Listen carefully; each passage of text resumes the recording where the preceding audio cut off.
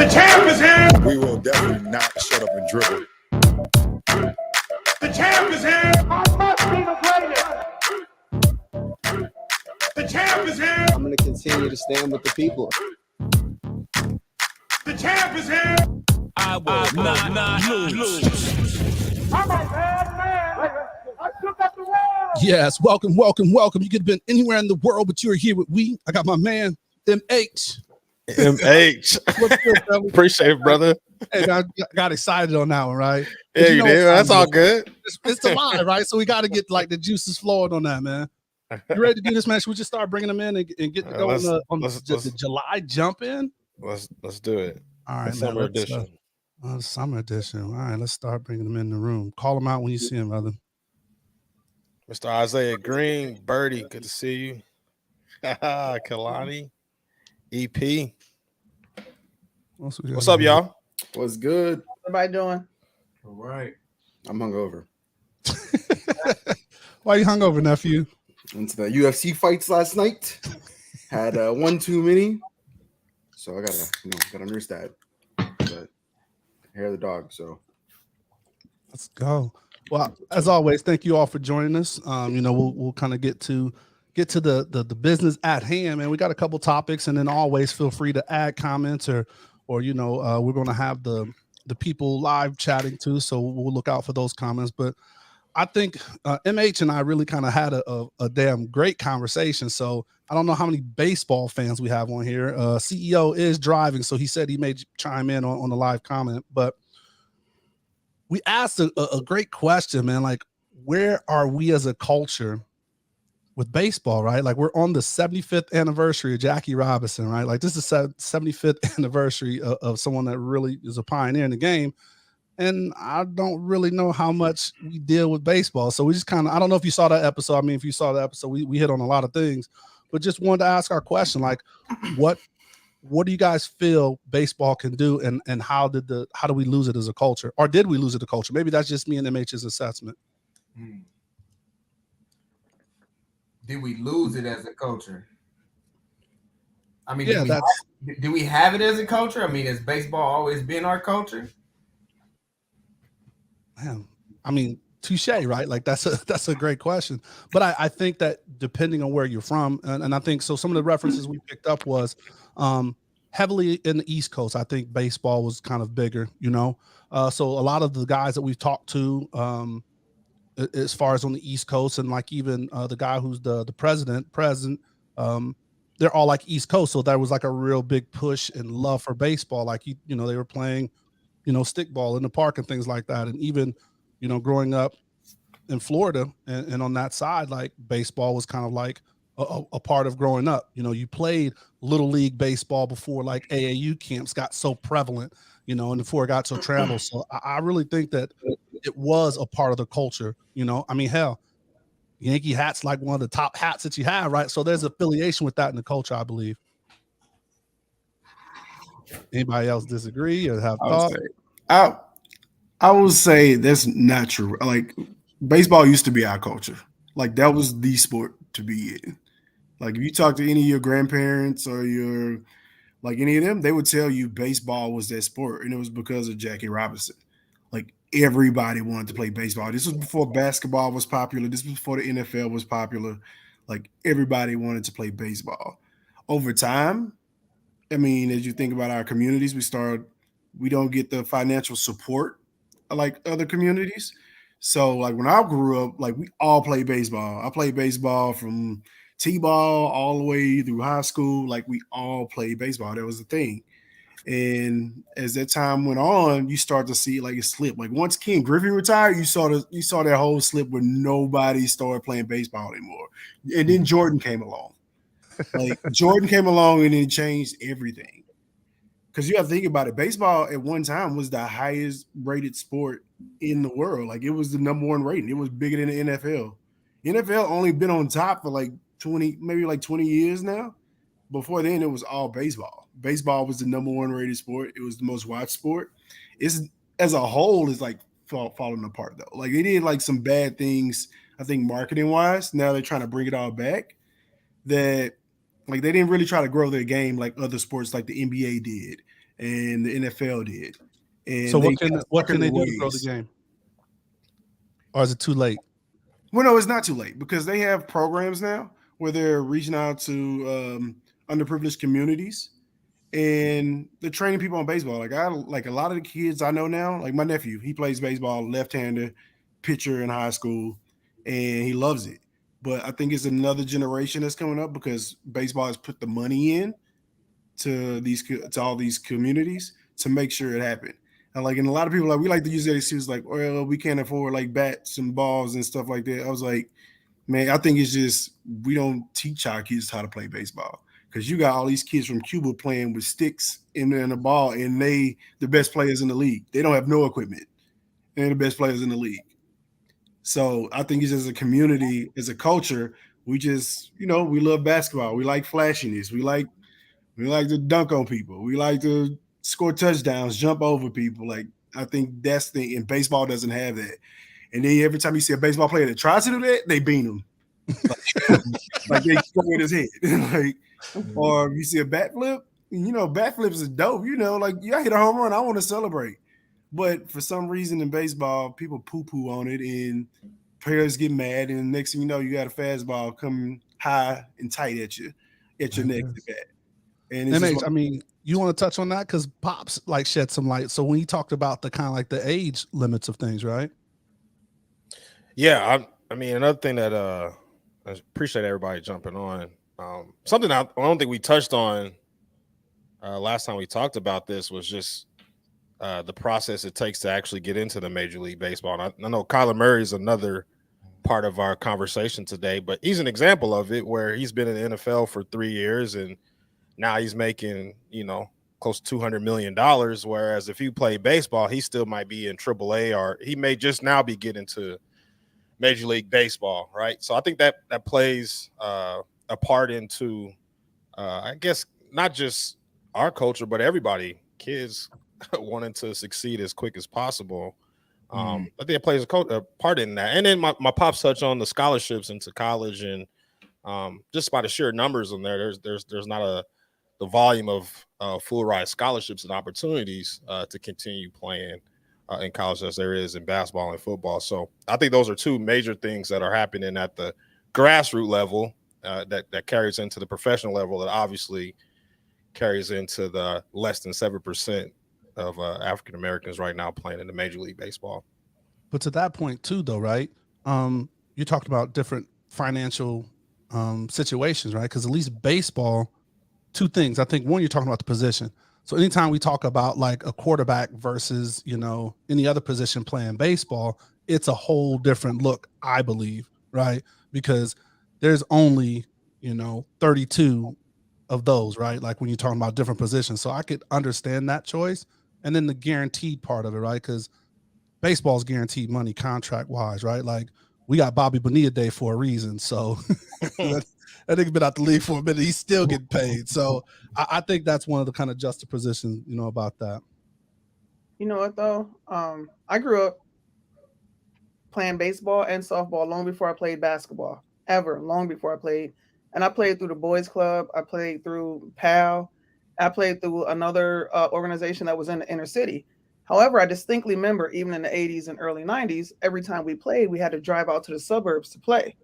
There was not a single baseball field. And I'm from the Midwest, East Coast, whatever you want to call it. But it was definitely prevalent and we were definitely taught and it was pushed more than basketball, even football, but it was never in our neighborhood.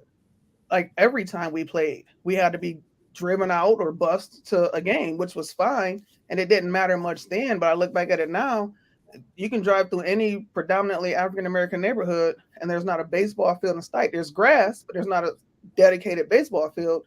But then as they started building the suburbs, go to every school or every corner and there's a baseball field there. Kind of like how we have basketball now. But even in our areas, even though it was pushed, there was nowhere to play. And if we played, it was just in the grass. We would count our steps to get to first base, count some steps. It was just our makeup game. But if you ever wanted to play a real game, you had to go somewhere where they were to play it. And I think that's also where interest got lost a little bit too, because nobody's driving 40 miles to go play baseball or softball anymore, but they can go to the corner and play basketball or throw a football in the empty field or in the grass. No, facts.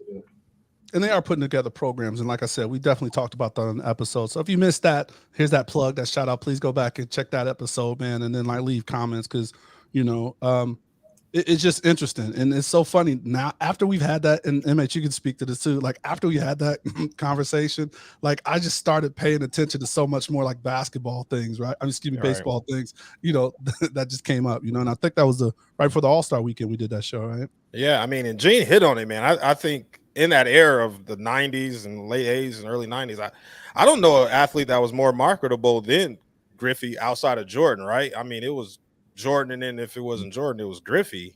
And I don't know what happened after that. And we talked about on the show that, basketball kind of, I don't know, in a way lucked out well. They had some Shaq and Kobe now, and they also pushed the marketing towards those athletes more so than what I guess baseball was the next generation. So I don't know. And then like, as Barry Bonds, I put out a stat on my social about, Barry Bonds and that record breaking season he had, and whether he was on steroids or not is not the discussion here. It's like, he was the biggest star in baseball, and we kind of shunned him away. When I say we, Major League Baseball kind of like shunned him a little bit, right? So I don't know. I don't know if you want to do that to your main market star. Can you imagine LeBron James being shunned by the NBA? I mean, you probably can't, right? So, yeah, some work to do.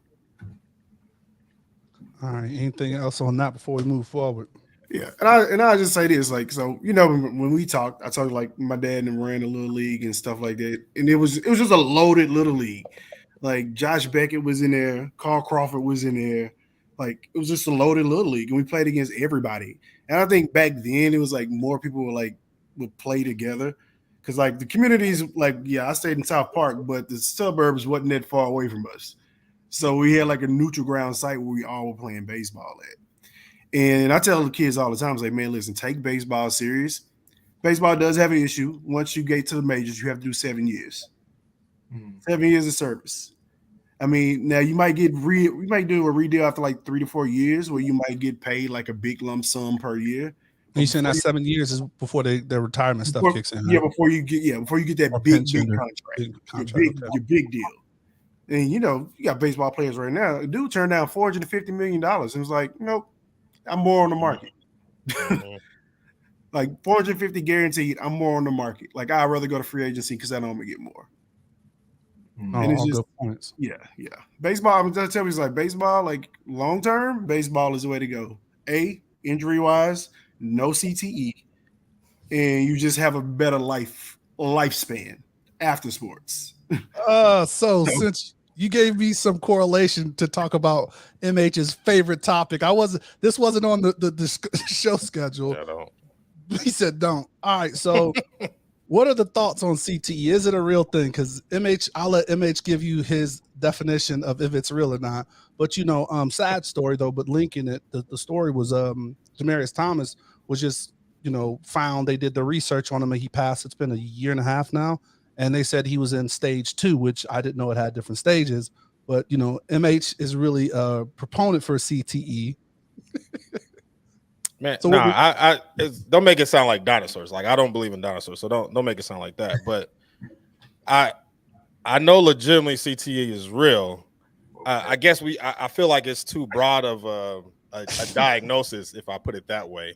I think there's a lot that goes into the transition in anybody's life, but particularly if you playing professional sports, and that's if you're playing professional sports, you put in some hours of expertise at that craft. And then when there's, when you're not doing that anymore and you're in your late 20s, early 30s, and just like anybody in the world, most of your peers are starting to figure out what they're doing career-wise, and now you got to kind of like find another career, right? And then people around you probably treat you a little differently because you were the man and you had the money and you took care of the family, and now it's like, yeah, you a has-been, right? So I think there's a lot of identity things that go into the transition that's not just something we don't talk about enough, and we just sum it out as CTE. Oh, he went crazy. He's got hit in his head, and it's like, yeah, he went crazy. He got to relearn how this identity thing, right? So I that's why I say, like, yeah, I get it, and we don't really know about CTE.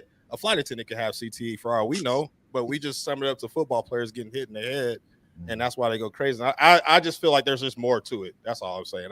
I would love to hear from Isaiah because Isaiah played on Sundays, right? So I would like to hear from you. And not just played on Sundays. He played for one of the best teams in the NFL. You know what I'm saying? Talk about it. You see that jersey in that background, you know what I'm saying? Let's Talk go. about Here we go, Steelers. Don't get up, EP. Little EP. You gonna listen to this, damn it. But no, this is a definite transition. Please give us yours. You know, you lived there, you played on Sundays. Yeah, no, for sure. It makes, and I think you hit the nail on the head, right? Like, I think there's a lot of different variables that go into, you know, what we see players experiencing after pro sport, right? Do I believe CT is a thing? Absolutely. I mean, I don't think there's no way that can't be, you know, a real thing, because I was having a conversation the other day. We're talking about, man, we spent the first part of our lives, 20 plus years, literally get into car wrecks every 30 seconds, right? Like, and we loved it. And that's what we did. And so you talk about doing that for a long period of time, and then all of a sudden you stop, you know, there's this, and I've experienced it, right? Like, there's this feeling of, you know, adrenaline. I need something to feel alive again. I need something because I've been trained. I've been, you know, sort of conditioned in a way to really like replicate this action over it and over and over. And it's a real thing. And I think when you add on top of that, the identity shifts, the identity crisis, the emotional sort of trauma that comes along with that, right? The mental sort of barriers that you have to navigate. I think it's a collective. I started going to therapy afterwards because, you know, it was real. And did I chalk it up to CTE? No, but sometimes my short-term memory is.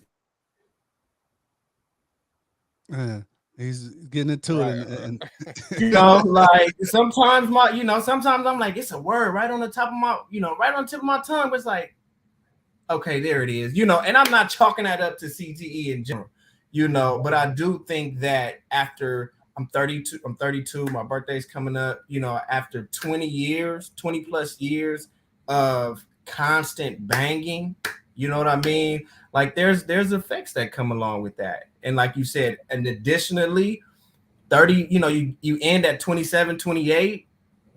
Now you have to find something new. Hell yeah, you dealing with some stuff. You know what I mean? Like, there's layers on top of that, man. Yeah. And you know, I wouldn't chalk it up to CTE just by itself. There's so many things that need to be discussed, that need to be supported, you know, after life, after sport, man.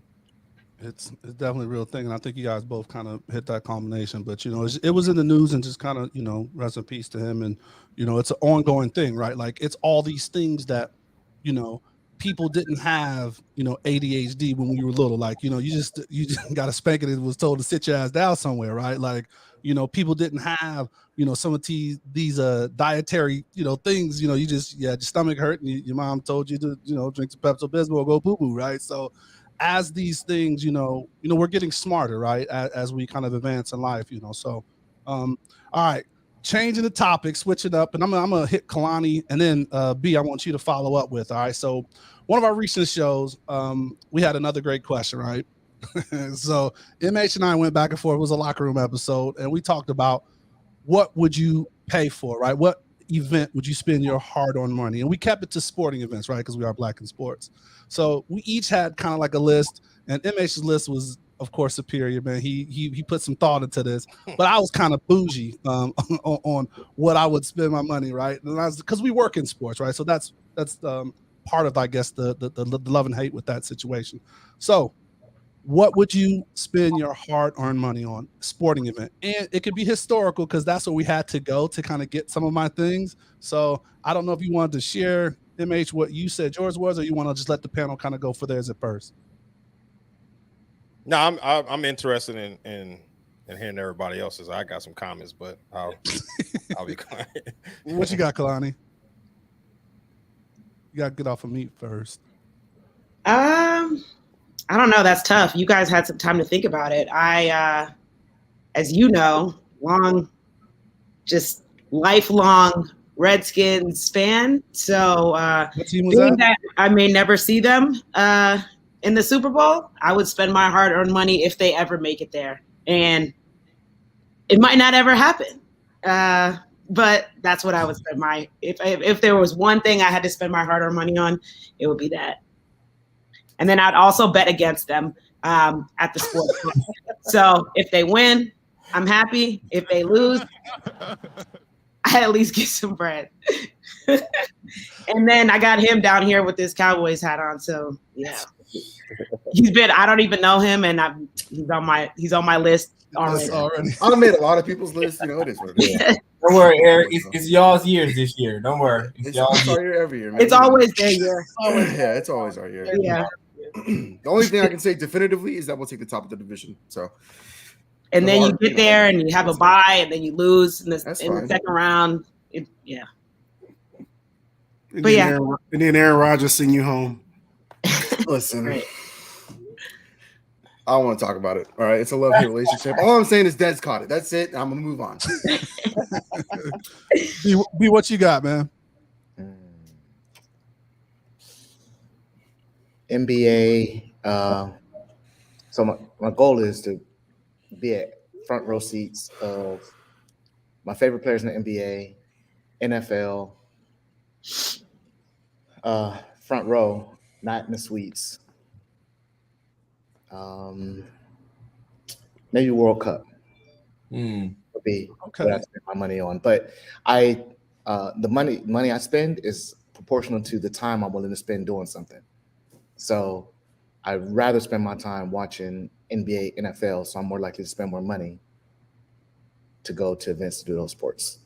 Now, I got bucket lists. Okay, I would like to see like the world, like the Stanley Cup final game. I would like to hit, actually a game in Lambeau, like crazy enough, like one time, but not something I continually spend my money on. Okay. Anybody else? Any game 7 of the NBA Finals, front row. If it's a game 7 in the finals, it's got to be epic, or at least close to it, or at least a decent series. I'm spending money to go see Cristiano Ronaldo play. Yeah, United. Yeah, I'm going next month, and then I'm gonna be spending money in 2026 when the World Cup is here because Dallas has 3 games. So, shit, those are my number 1 and 2. Now, do you normally go to those games or watch that sport? I've been to a few soccer games here in the States, but United, so the world's like I would say the leading, but all of the top like European leagues, they do like club friendlies during the summer before the season starts. So they travel. Man United played in like Australia and China, I think. There were a lot of other clubs that were here in the States, and I was going to go to a game, but I flaked out. But no, to answer your question. So I'm flying to England to go watch them play in a Europa League game, which is the league under a Champions League. Which you guys should know because that was Young Money's homework assignment for us all is to start watching more soccer. Mm-hmm. Yeah, that's the game. I think, man. So the last time I spent some money, I went to a Dodger game recently. Go blue, whoop the Giants' ass. I'm here for all that.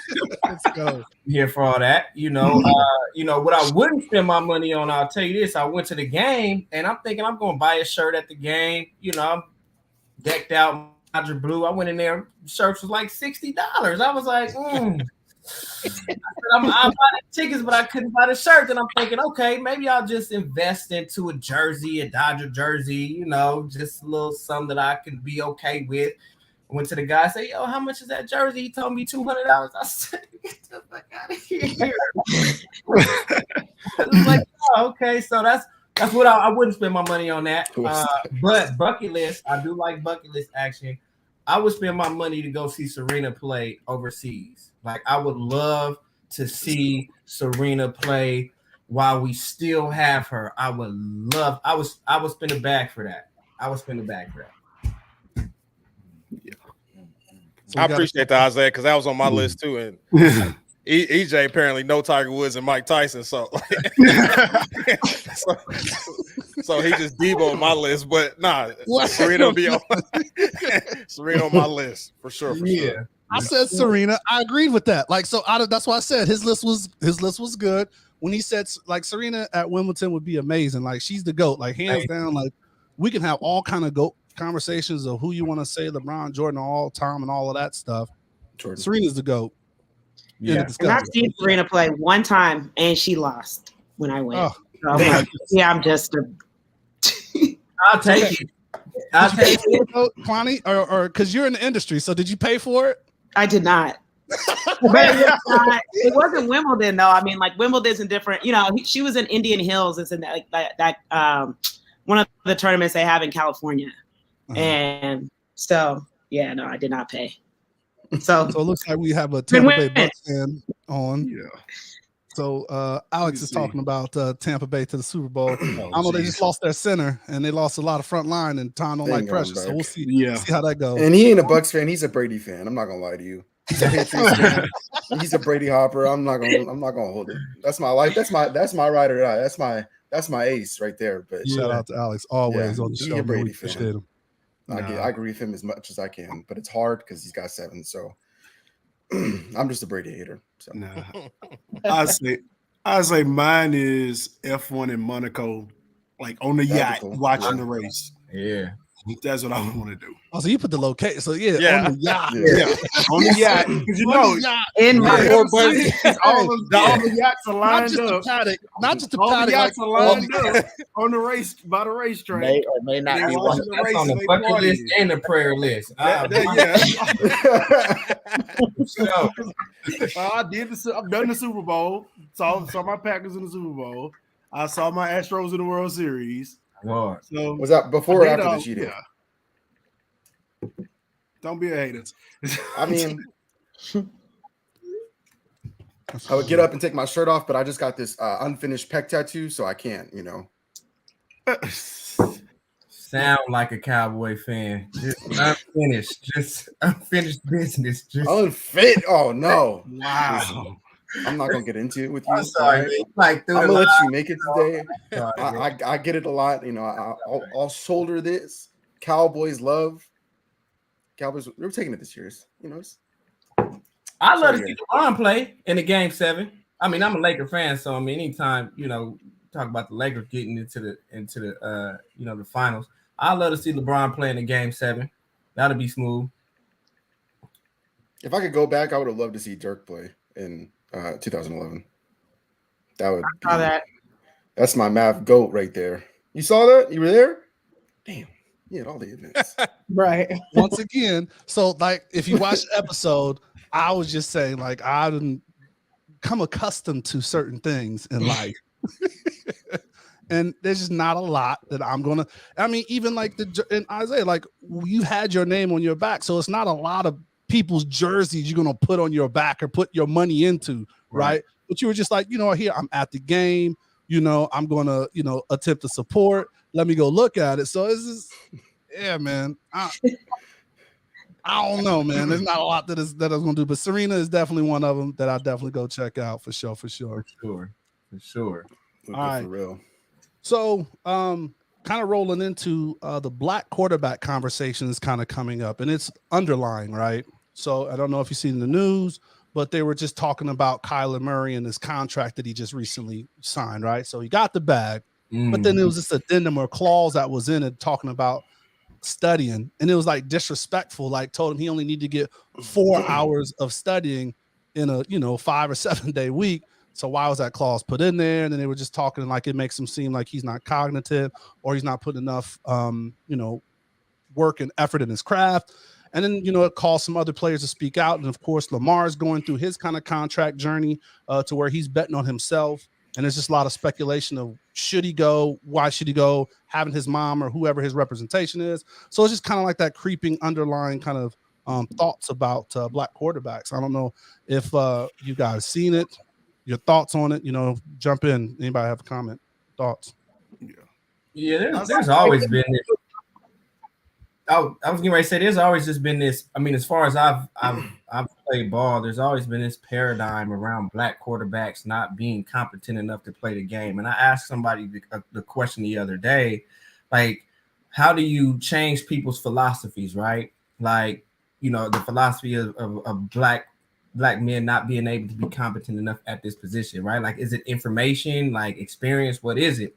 And it's like, well, you have the information and the knowledge that black QBs are hands down like effective. You know what I mean? It doesn't matter, right? You talk about Lamar, you talk about Kyler, you talk about Pat. I mean, you could go down a list when you're talking about African American QBs, and still people have this sort of this philosophy and this paradigm that black men, that black folks can't QB. It just it baffles me. Right, like it baffles me. So, I'm wondering if that stigma will ever change, or is that something that sticks around like racism? I'm curious, right? But the proof is in the pudding. The proof is in the pudding, right? I think Gene, you were about to say something on the Kyler situation. Yeah, or was that? I would say this just on the Kyler situation. I mean, I would have left them addendums in. I would have left them addendums in there based on people I know who deal with Kyler. Inside scoop, boy. Just on paper who deal with Kyler. No. And this has been from college on. Like, everybody I talked to has ever been in, like, around Kyler, played with Kyler, things like that. They's like, heck yeah. Because he was not he would not put in that extra time or extra work. He would be in the quarterback room basically dozing off, falling asleep. Like he was not putting that, and he loved video games, which he likes hopping on Call of Duty a lot.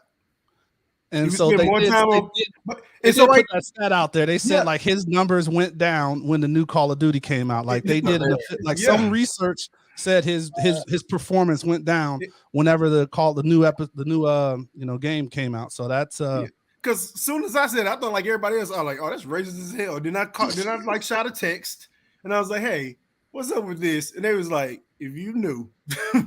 It's like it's a reason they went that specific on it and said video games and study time. So here's my thing, though: are they questioning his competency or are they questioning his work ethic? His work ethic. That's what it comes down to. He's talented. He's talented. He's great, but I don't think that's the issue. It's his work ethic off the field in terms of what he's putting into it. He can get on the field and drop some dimes. I mean, we've seen the Hail Mary or the whatever and all the other passes, but then he, according to what I've read, and I'm no expert in this, when the game is over, it's over. And then you come back and play another game, and practice isn't that great either. So I don't take it as a knock. I take it more as like a, step your game up a little bit as opposed to your competency in this position. They wouldn't give him that amount of money if he wasn't competent. So is that something you put in the contract? Because that's a smack. I'm sorry, B. That's a smack in the fucking face, though. Like, right? Like, because we're supposed to be men. We're supposed to be professionals. And like, that's damn near for our corporate people. That's that damn near that 90-day probation plan that they fucking put you on. Like, it's a lot of money. What about all the men who've had weight clauses in their contracts? Eddie Lacy is out of the game because he couldn't make weight. So I mean, if it's a slap in the face, there's a slap in the face to everybody. But that's not just limited to black players. There's white players who've had clauses in their contract. It just maybe coincidentally is not at the QB position. Tannehill had the same type. Tannehill had the same type of clauses when he was with the Titans, because they like Tannehill. If you knew Tannehill, A&M, remember he was just a receiver who moved a quarterback, and he wasn't studying. He was just using his athletic ability to get by. And it took him failing and then being a backup and having to learn how to play quarterback to actually have some type of success. And so that's my thing. Oh, go ahead, MH. Go ahead. Yeah, and just talking about Kyler, I think that's the thing. You just hit it, Gene. I think Kyler Murray gets kind of disrespected as an athlete he is. I mean, this is like a Bo Jackson, Deion Sanders like level athlete, and because he's under 6'2", and we kind of disrespect him a little bit. Like, I don't know if he's ever had to really adjust anywhere athletically. He's probably the best high school quarterback ever in the state of football and high school Texas football. And Texas football is serious, as we've mentioned multiple times on this show. The dude's won a Heisman Trophy. He got drafted top 10 in two major sports in America here. rookie of the year, Pro Bowler. I mean, he just probably hasn't had to adjust. So I think my bigger question is like, yeah, maybe he could put some more time in, but like, has anybody ever really taught him how to watch film? Like, has he ever had to really like adjust what he's doing on the field based on his film study? I think there's an art to watching film, and maybe that's part of it too. I don't know if he's ever adjusted it. Question, MH. How do they monitor definitely. that? Oh, you got it. I was gonna say, Gene, like, how do they monitor that? You watching 4 hours of film? Like, how do they? Because like the new iPads now, they track everything. Eyeball movement. Yeah, they can track everything. Like they can check like your time and everything now. They know what you're watching now, so they know if you put in that time and that extra work. So that's how they can track it. But does time and does just sheer amount of time mean he's actually being productive? Right, like, but the issue is this: you got to think about this. Like, you have your time with your quarterbacks, right? Your quarterback room, your quarterback coach. You have that time, but you got these other quarterbacks that are studying past that because you got to get it's football. You got to talk about these other quarterbacks. Are they Kyler Murray talent, man? Like this is like in the NFL. How much time do you think Deion Sanders was breaking down motherfucking film? No, Deion knew everything a receiver could do. Deion was studying players. Deion was studying. He was an athlete, but he was studying. That's why he's great. Kyler will never be great. Kyler is what he is. Wow. One thing about the NFL catches up with you. And if you're not studying, you gone. We see those great. We see Vince Young was great all through high school, all through college. He got exposed when they realized he didn't know he wasn't studying. He didn't read the playbooks. After his rookie year, have they not been better? Like he's actually got better every year. Every year, the team has actually got better every year. He starts good every year, and then he sucks the rest of the year. Well, the team made the playoffs last year. I mean, they won 11 games and they lost to the Super Bowl champs in the playoffs. I mean, they got hot. They ran off a bunch of games when the teams they lost like the last 8. They lost the rest of them. I mean, does it matter that his top receiver is out? Probably top 5 receiver in the game. I think all that matters. Like, again, there's variables into the reason why he may not succeed. But out there top 5 receiver, he looked like David Carr. Like he wasn't good. Damn.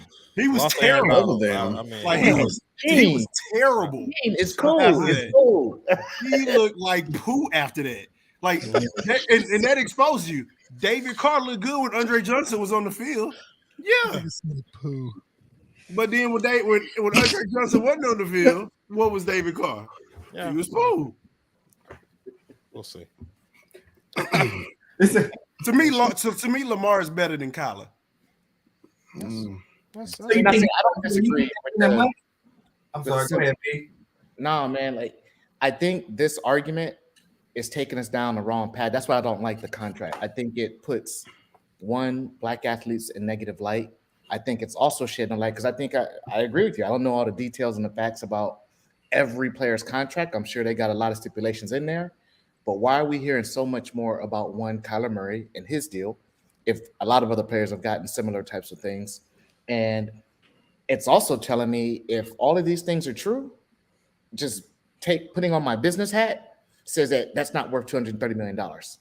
And I'm okay if you say, I'm not going to give you $230 million. We have some disagreements about your work ethic, your study habits, whatever, your competency. Cool.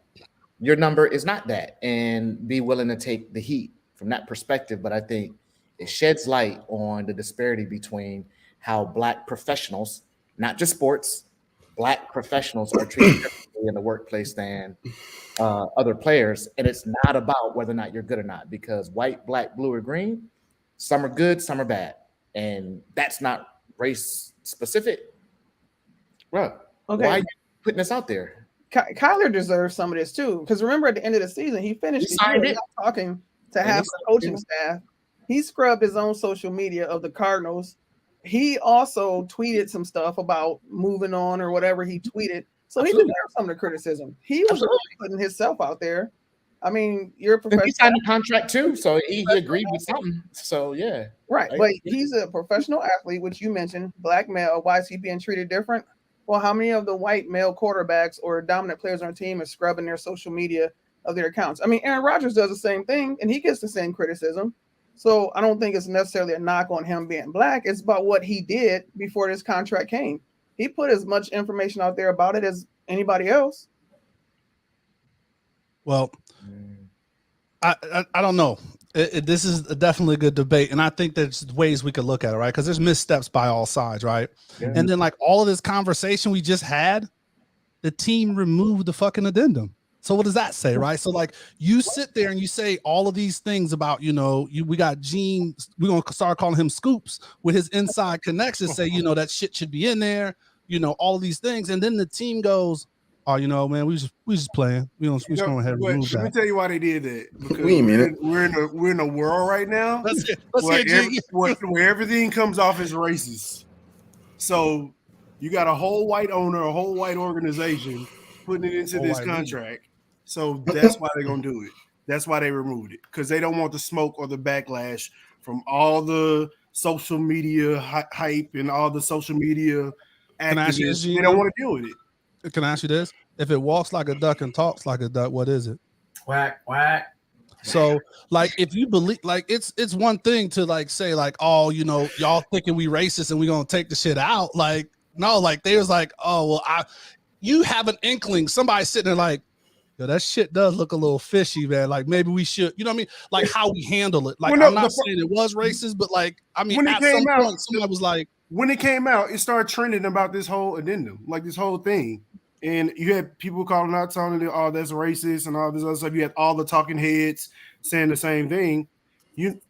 NFL teams are smarter than most of the pro sports. They're gonna be like, you know what? I don't want that smoke. I'm out.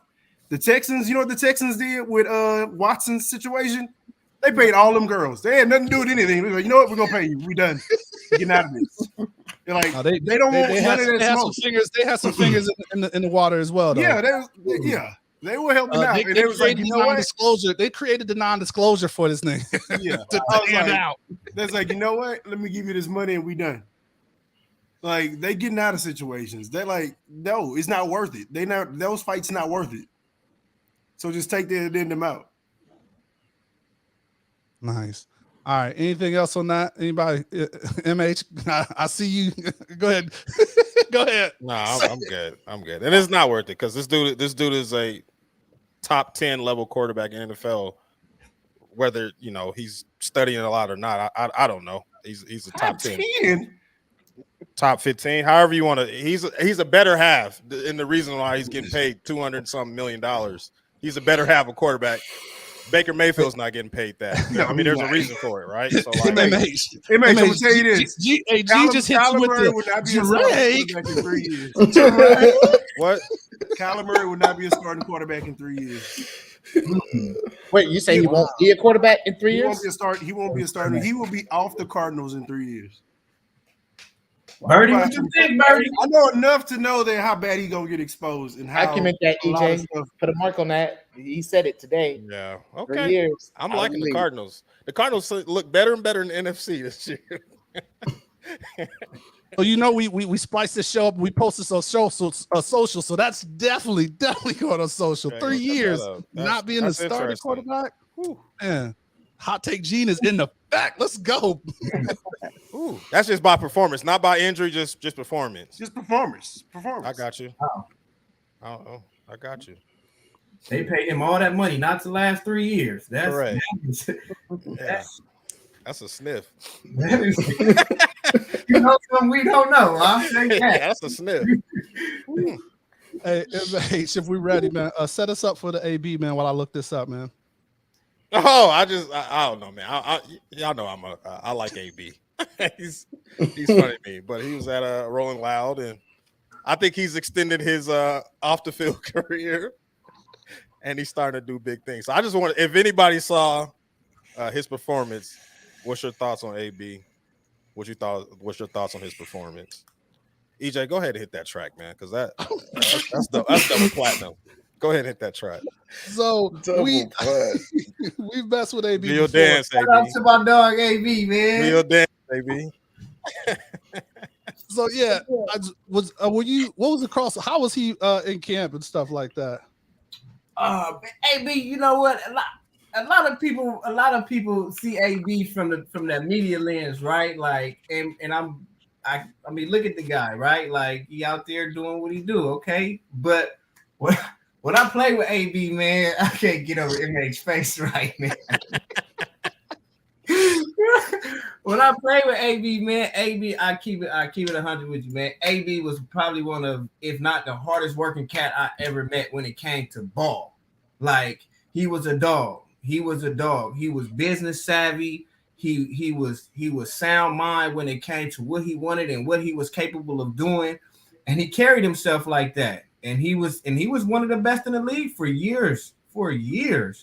And so when you talk about his credentials on the field, like, he was a guy. He was that guy, honestly. And personally, you know what I mean, I never had any ill experience with him.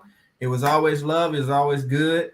You know, I think as time went on, you know, we started to see a little something different. But to go back to your question, like, yeah, my boy, you know, I be a whole lot of money. I be slapping one of his tracks, you know what I mean? A whole lot. I support, you know, I support my boy, but yeah, man, I don't think that's his lane. But that's just me. You know, he's one to create his own lanes, as we can see. So, you know, shout out to AB doing what he do. That's AB doing what he do. All right, so it's not appearance like technical difficulties on here. So y'all have to go look up his new track. Put on that shit. I think I got it on iTunes. You know, he's out on iTunes. So Isaiah, is there an athlete you thought crossed that chasm and did it kind of smooth, could do solid in the music game? Well, what wasn't Kobe? That's a joke. Now Shaq did it better. Oh, Shaq would be probably the one, right? Dame. Yeah. Dame. Dame is good. Hey, he got bars. Yeah. Birdie said, I don't know. Birdie, you ain't feeling. Dame got bars. He does. A couple times he did. Bars. But now, at the top of my head, like, no, I don't think I can say anybody had like a real successful, you know what I mean, career. But I mean, are we talking about him being like performing at Rolling Loud, like that being a thing, like Rolling Loud being a decent venue, him getting the MH, bro? What's that face, man? I'm with you. I'm right in line with you. I'm agreeing with you. That's that. I'm agreeing. I mean, it might have been 9:30 in the morning when he performed, but right. Nonetheless, he was there. I just watched the performance. I mean, it was like he's got good stage presence. I mean, yeah, he's a showman, right? Like, I mean, we saw that in sports. I mean, sports is entertainment, right? So, I think I'm gonna leave it. Anybody else? Pat, we got you just brought in, and we're just talking about AB and his rap career. Is that going to be the next successful transition? You know, you don't have to put much on it because it ain't really much to talk about, but that's where we at with it. Yeah, it was good, man. We can move to the next topic. I don't know about that one. Shout out to my dog, AB, man. Look at him, man. Yeah, my bad, y'all. Hey, put that shit on. Put that shit on. Oh, yeah. That's too much money. That man, he got too much money. He trying to just waste money now. He ain't got nothing to do with money. Now, y'all was talking about Kyler a minute ago, real quick. Do y'all think that AB, forget all his off the field stuff, does he get into the league? Does he play this year? Is there a team that would pick him up? Because based on what you just said, I hear that he's a hard worker. He's good at his position. He's one of the best in the league. He's a top performer. Asshole, a bunch of dumb shit, of course, but do teams overlook that and say, yo, we want to get this dude on our squad? Gene? Once he walked off that field in that Jets game, he walked out on his career. He was done. Yeah. Okay. I don't see him ever getting back on. It's a lot of locker room drama that I don't think teams want to be around. If Tom Brady can't save you, nobody can save you. He's past his prime, right? If he was like a locker room guy who people gathered around and he brought the team up, you could see a team probably bringing him in to kind of be that locker room guy for him. But he's the exact opposite, and he's no spring chicken, man. These kids coming out today, like, they make AB look bad, So what's the benefit of a team bringing him on? You're not going to play him. You might play him maybe 4 or 5 snaps a game. That's a waste of money. So I don't see it. He checked out though. I mean, you can see what he's doing, right? Like Ball, I don't even think Ball is high on his priority list in general at this point.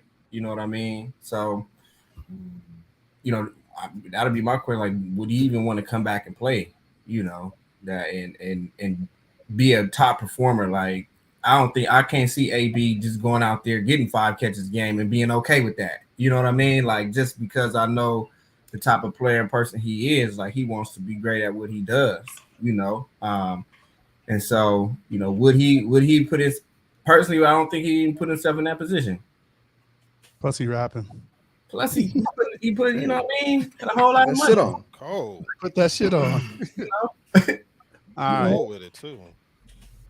Moving on.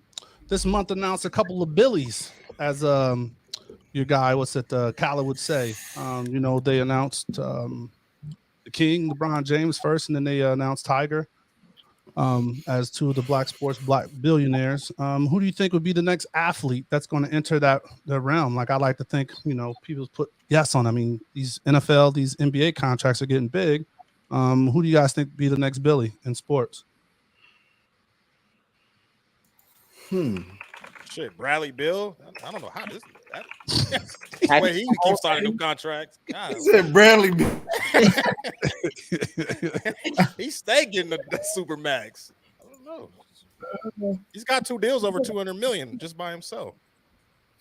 Just playing. That's not even endorsement. I don't even know what he does endorsement wise. And I think that's a lot where it comes at off the field is where that sets you to that next level, right? I mean, unless you're talking like lifetime deals, like Brian got.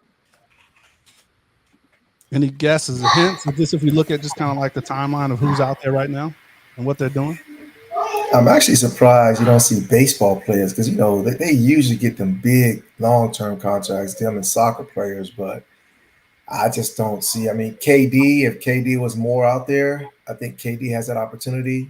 KD's big in the tech world, so maybe. Yeah. Maybe because it's based off of assets, right? It's based off of like their totally accumulated assets, whether it be contracts and so forth, isn't it?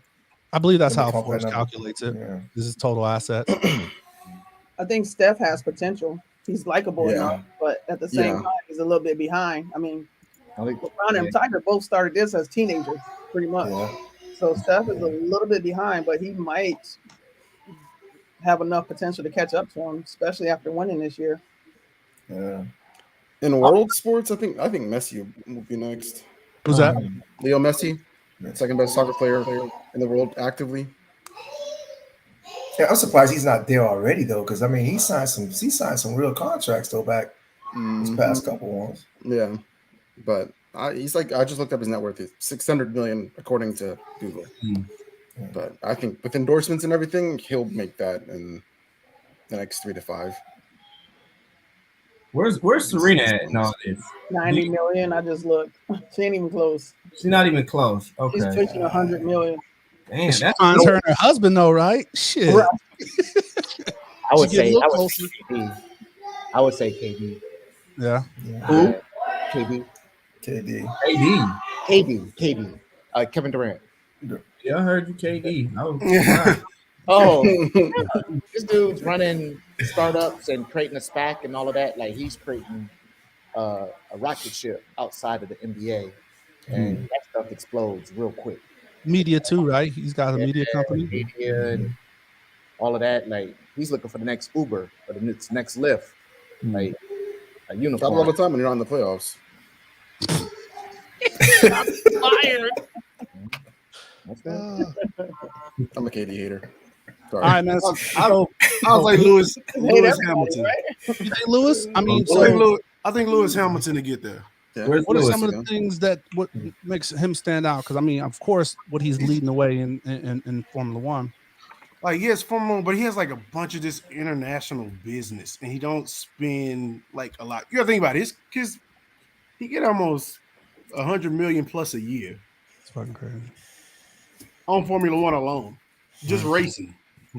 So he probably making around what? He's probably almost at 500 around this time right now. And I know he's a restaurateur, so he has a couple of spots that he deals with. Yeah. He pushes black vegan movements too, so he has a couple of Yeah, he restaurants has a too. couple of restaurants and things. I He's think at Lewis 285. Hamilton. 285. Yeah, he got a ways to go. Yeah. Yeah. But I mean, he's going to be in that sport for another 10 easily. I mean, Yeah. the sports athletes in any sport are only getting paid more and more now. So Yeah. I could definitely see him breaking that easily. But they're looking at the Dr. Dre effect. I mean, Dr. Dre wasn't anywhere near it until he sold Beats to Apple. That's $1 million deal, one by itself, overnight. Like these cats find some of those deals like that, and they're looking and they're thinking like that. Yeah, it's possible.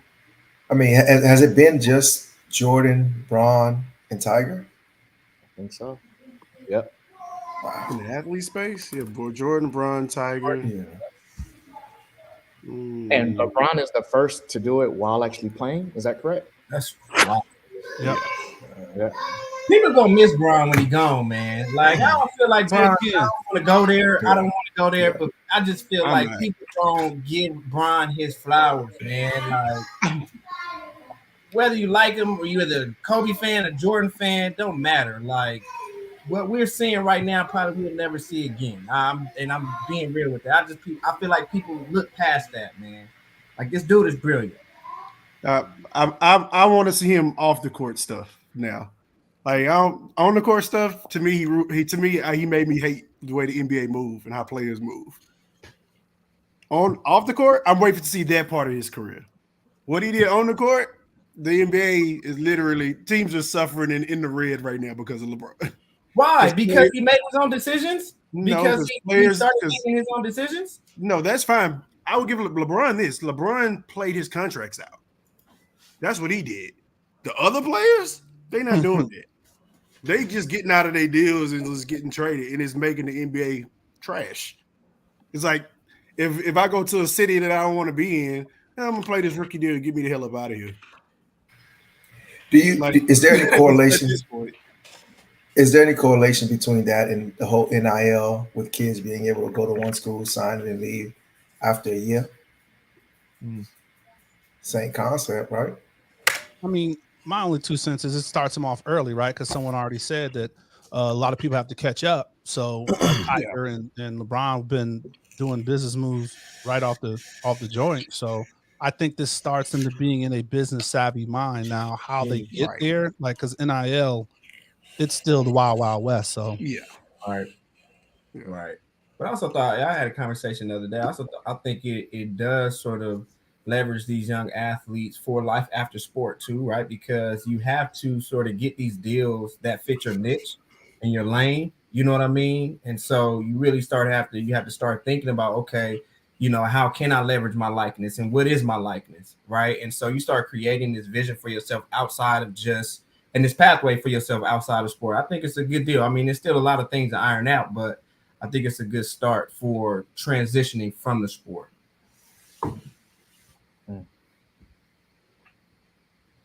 All right, so jumping into our next topic, and I mean, if y'all have any other things, you know, you could always just jump back in. But you know, more history being made. The Raiders hired a new president. If you didn't notice, all right. So I think it was really monumental and really spawned a lot of energy. You know, in a lot of the circles that I moved in, I should say. And it's just great, you know, being here in Las Vegas, just to kind of see that and really. My whole goal is just to continue praying for her and supporting her on an outskirts kind of situation. But just wanted to kind of hear everybody's thoughts. I mean, Kalani, I'll start with you. I mean, it's huge, right? Everything in Vegas that's been happening over the past couple of years. And then, I mean, I work for the Aces. We have a Black woman president as well. So it's definitely and we're owned by Mark Davis too. So just to see everything that he's done really for our team and then just elevating women really in general is something that needs to continue to happen. So I couldn't get up without moving the monumental really move for me and people in my position really. My bad. There we go. Anybody else? It's huge. I echo My fault. Go ahead, bro. I was gonna reiterate those points. I mean, it's big. It's big for the sport. It's big for, Black women, and it's just huge. Honestly, it's kind of monumental. So it's cool to see that we're getting there, which is awesome. I definitely think it's awesome. I also think it's indicative of all the moves that Mark Davis has made since he's been a part of the Vegas sports scene, which I'm a fan of pretty much all of them. I think it's great for little girls in sports. It's great for people like me, who when I came up, there was no such thing as this in sports. You played, and when you were done, that was pretty much it. You became a fan. So to see the progression, I think is great. I also think it's pretty cool that he embraces all this, and he's kind of lately been at the forefront of all these great things, and I'm here for it all. Totally echo what y'all said. Totally echo that. For sure. Huge. Love to see it. Well, no, it's definitely good to see. Moving on, if hearts, minds are clear with that, man. We also we lost NBA great today, or I don't know if he passed. It was late last night or early this morning. So definitely, it's good to see how much the NBA kept him a part of the game, and it was really cool to see some of the videos of him talking to Kobe, or talking to some of the current players, and just how they had him around, giving his award to the people when they won, the recipients, man. So I just wanted to kind of put it out there if anybody wanted to say anything, or just kind of your thoughts about how how they kept him in the game, or just any thoughts about the great. Sad day, really. Everything that he did really for the league, and then just really just civil rights, in general too. And he just was, I can't believe he's gone, really. I mean, it seemed like he was it seemed like he had a lot of time left, really. And even last year and everything that he was doing with, trying to talk to the players and with COVID and everything like that, and just how much he's been able to, stay in the game and leave his mark. I think, I've been watching, TV all day, and just everybody speaking on him and everything that he did.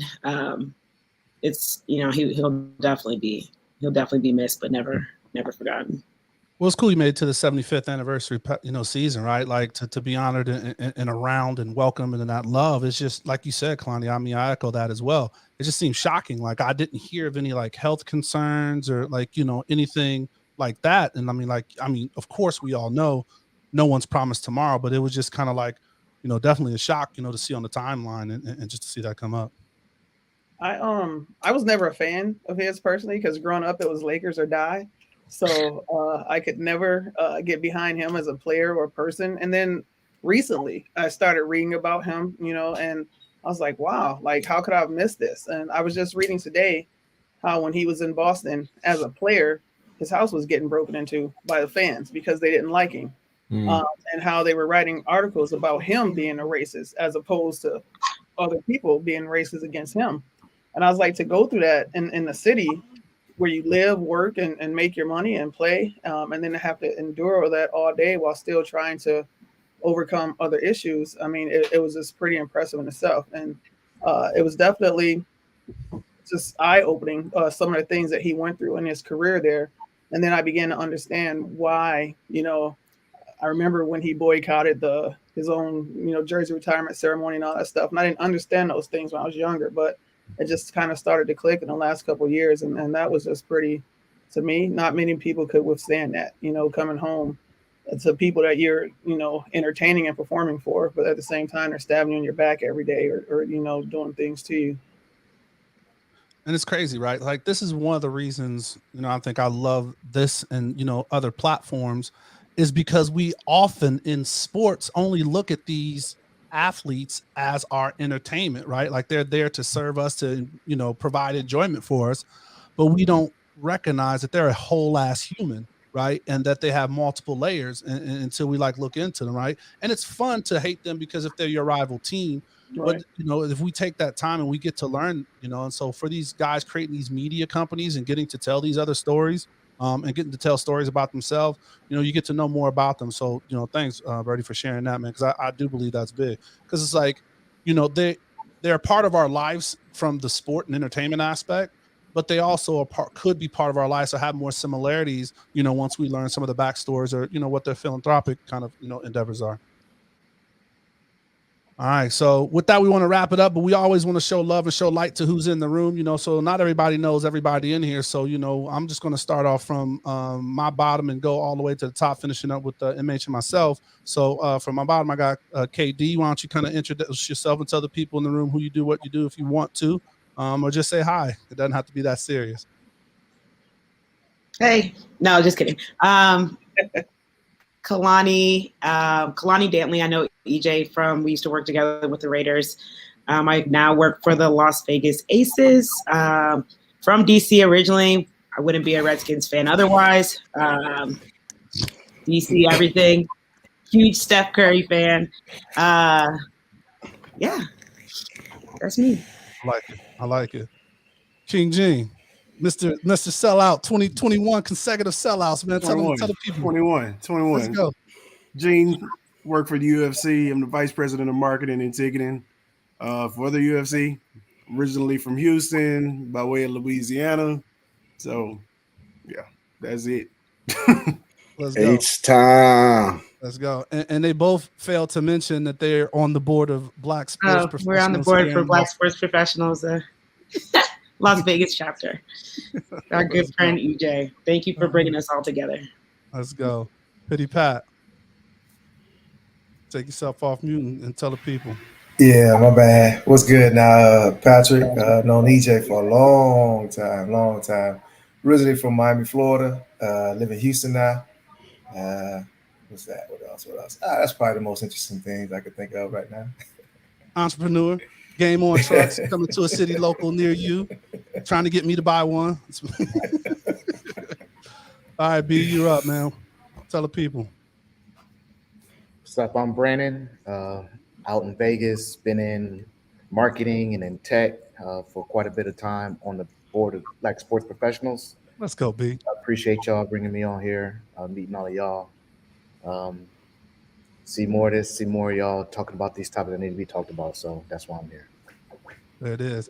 And definitely, man, to know. So when we talk about that tech heavy stuff, that's how to lean into him and all that creative, the social you see, that's the guy. So he keeps our BSP social looking good. So if you haven't, follow BSPLV 702 is at the link. I don't even know. All right. Sterling, what's up, man? I'm glad you finally get on there. We saw you in the green room with technical difficulties, man. I don't know if you got that bad Wi-Fi or a storm, but man, we glad to see you. So please, man, just tell the people a little bit about yourself, man, and hopefully we get you earlier on the next show. Yeah, thank you. I appreciate it, EJ.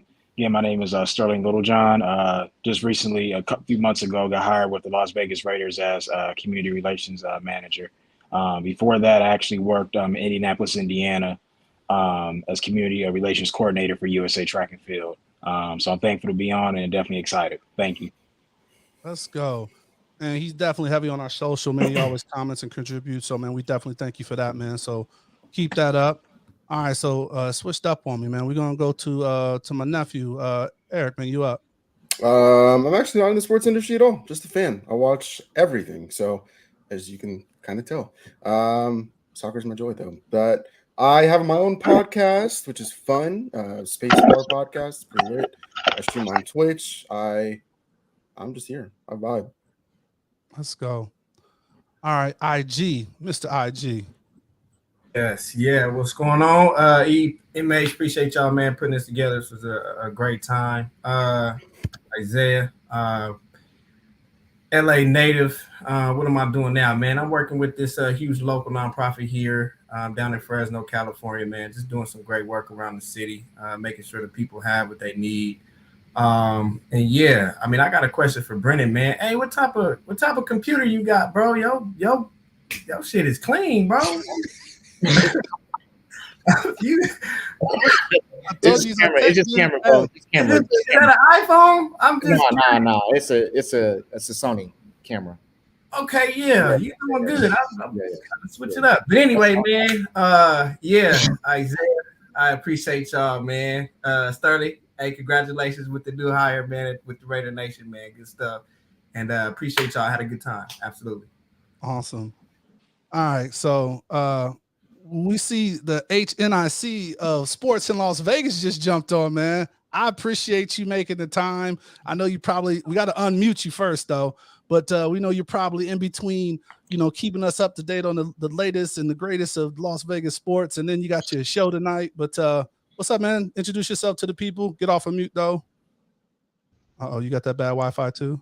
Nah, brother, I'm at work, brother. My Wi-Fi is good, man. But EJ, HNIC, I don't know about all of that, brother. Man. I'm trying to be on with you, man. Thanks for having me on, man. I appreciate the invite too. You know what I mean? But yeah, my name is Brian Salmon.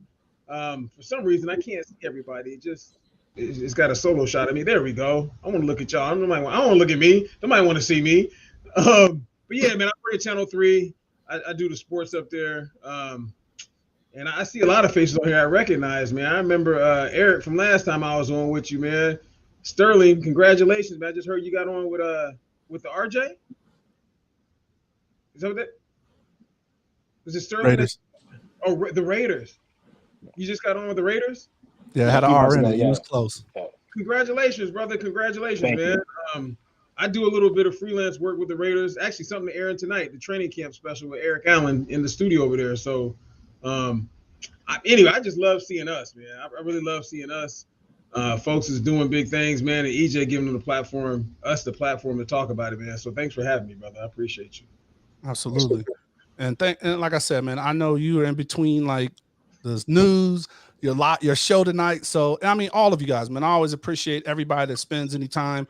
We have another packed house. People are like still trying to log in to jump on the live, and I tell y'all to come in early, because it gets hot. You know what I mean? We do have great conversations. So MH, man, you want to bring us home? Yeah, man. Appreciate you guys. Happy birthday, EJ, man. It's been good doing this with you, brother. So want to celebrate and give you your flowers, man. You are definitely an inspiration, a leader. So keep doing what you're doing, my brother. But no, shout out to everybody, man. Appreciate y'all, and I look forward to this every month. Really, conversation gives me a chance to just be that guy that irritates people, the Black Skip Bayless. So I appreciate y'all. So MH, were you serious? Do you not believe dinosaurs are real? Is that what you? Yeah, we could talk about that. I was wondering if we were going to skip past that, but yeah, dinosaurs not real. That's a real topic. Y'all don't understand how me and this dude had this conversation. That's real. Like the Earth and flat, like him. Okay, Kyrie. What episode was that where we were talking about like conversations, right? With Kyrie, like I would love to just sit back and moderate a conversation between him and Kyrie Irving. Would love that shit. Yeah, and the moon is somewhere in the desert of Utah too, by the way. Nah, I mean there's I don't know, there's maybe some religious parts to it too. Is the reason why I don't necessarily fully believe in dinosaurs as what we say they are, but nah. We can get into that later. It's not about that. I just wanted to know I'm good, all good. that is definitely a real thing. All right. So as I always say, man, and really, I mean, I do appreciate the time you guys take out, a little bit of a shorter show today. Because it's still my birthday, so I'm gonna go and celebrate a little more. Katie always reminds me that it's not just my birthday; it's my birthday weekend. And I'm back from doing a month. We used to do a week and a month. I got to take it back a little bit. So I'm just gonna do the weekend. But no, just really appreciate you all coming on, giving a little bit of perspective, laughing, talking about just topics that are like near to our culture that doesn't get talked about, and then having our true perspective, right? Because we are the one that are consuming it, a part of it, working in it, and then just enjoying it. So thank you always for that. Please, so once I hit in the show, as MH said, we do have the after show, which we probably need to figure out how we can, because those conversations be live. So if you want to, feel free to stay on for the after show. And no, we do have some good connection and networking on that. So we'll definitely jump to that once we end this. But what I'm getting to is that please share the show. You guys are all on it. You guys all have a network. Right when this hits, it's going to go on Facebook, YouTube, and Twitter. So take your favorite link and just share the show out to somebody, because it's all about, giving a voice to the people, all right, that won't shut up and dribble, if you haven't heard our tagline at the beginning. But I mean, that's all I have. I'm gonna give it one more chance. If there's anything that we didn't talk about that's in the sports news going on now, or what you're looking forward to, or what you would like to see us talk about on the next live or next locker room episode, I'm gonna give a couple seconds for you guys to shout that out. Not shouting it out, but again, as MH say, man, happy birthday, E. Love you, bro. I appreciate you, love you, bro. Happy birthday, E. Love always, Happy bro. birthday, brother. Absolutely, birthday. man. Happy birthday, EJ. And quick shout out to Kalani. I see you on here, Las Vegas Aces.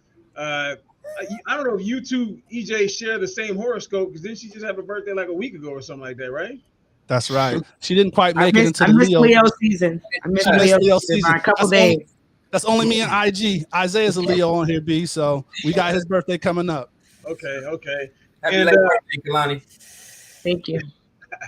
And also, man, I mentioned it real quick, but if anyone who lives here in Las Vegas, man, if you're at TV, peep out Channel 3, actually at 4:30, man, the training camp special that I shot with Eric Allen. There's only 4 of them. They're exclusive to Channel 3. They also will be on the Raiders YouTube page as well. So it's actually something for the Raiders.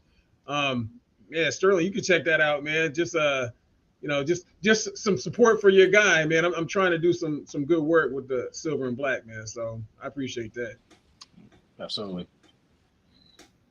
Awesome. Big ups on y'all day, EJ and Kalani. So thank you for having us on here for sure. Absolutely. IG, you too, brother. You too. IG, yeah. All right. Well, hey, thank you again, everybody. Like MH said, man, we do this once a month. Love to hear your topics. Don't be a stranger. You don't have to wait to hear. Definitely check out some of the shows so you guys can have a little bit of background of why MH doesn't believe in dinosaurs, and he believes that the moon, that we've never been to the moon as a NASA Space Center. We've only been to Utah to explore what the moon really looks like. So the whole NASA in Houston is a sham. But yeah, like I said, thanks so much for your support. Yeah, share the show. Appreciate you guys, and know that visual representation matters. Stay safe, practice gratitude, and know we're rooting for you. Screaming, all us blacks got is sports and entertainment until we even.